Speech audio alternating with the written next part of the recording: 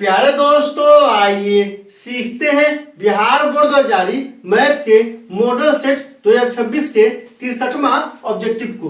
दोस्तों, आप यहां देख रहे हैं मॉडल सेट 2026 के 63वां सवाल है। समीकरण 4x प्लस 3y बराबर 12 का आलेख y अक्ष को जिस बिंदु पर काटता है वह है। ए में क्या दिया है 3 0, बी में क्या दिया है 0 3, सी में क्या दिया है 0 4, डी में क्या दिया है 4 0। दोस्तों, डिस्क्रिप्शन में क्या किया है प्लेलिस्ट लगा दिया है। पहला और दूसरा प्लेलिस्ट है बिहार बोर्ड द्वारा जारी मैथ के मॉडल सेट 2026-2025 के सवालों का।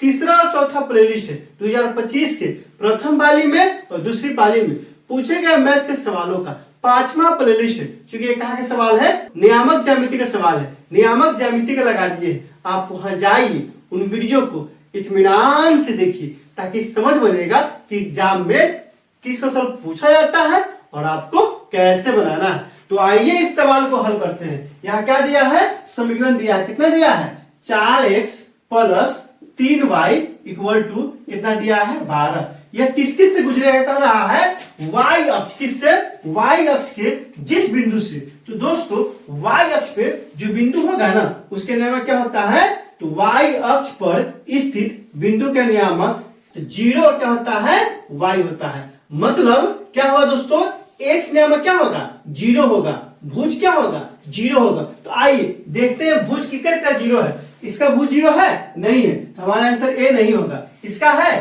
तो यस, बी का दिया है तो बी हो सकता है, सी का है तो सी भी हो सकता है, डी का तो डी नहीं होगा। क्यों, क्योंकि भुज यहाँ कितना दिया है 4 दिया है। तो बी और सी में से कोई ना कोई हमारा आंसर होगा। तो क्या करना होगा, हमको बारी बारी से चेक करना होगा ऑप्शन से। बी में एक्स का मान कितना दिया है 0 और वाई का मान कितना दिया है 3 दिया है। भुज हो गया 0 और कोटि कितना हो गया 3 हो गया। यहाँ क्या करेंगे समीकरण में रखेंगे तो 4 गुने क्या हो जाएगा 0 प्लस 3 गुने क्या हो जाएगा 3। यहाँ से कितना हो गया 4 गुने 0 क्या हो जाएगा दोस्तों, तो हो जाएगा 0 और प्लस 3 3 के 9, कितना आ गया है 9 आ गया है। लेकिन कितना था 12 था ना, यह 12 के बराबर है, यह 12 के बराबर नहीं है। इसलिए क्या होगा दोस्तों, ऑप्शन नंबर बी नहीं होगा। तो क्या होगा ऑप्शन नंबर सी हो जाएगा जो कि हमारा आंसर होगा। लेकिन क्यों होगा इसको भी चेक कर लेते हैं। यहाँ कितना दिया है, यहाँ दिया है x बराबर 0 और y बराबर कितना दिया है 4 दिया है। ध्यान से देखिए इस बिंदु को, यहाँ क्या करेंगे समीकरण में डालेंगे तो 4 गुने क्या हो जाएगा 0 और प्लस क्या हो जाएगा 3y है ना, तो 3 और गुने क्या हो जाएगा, तो y का मान कितना है 4 है ना, 4 बराबर। आप ध्यान दीजिए 4x plus 3y equal to 12, यही ना समीकरण दिया हुआ था।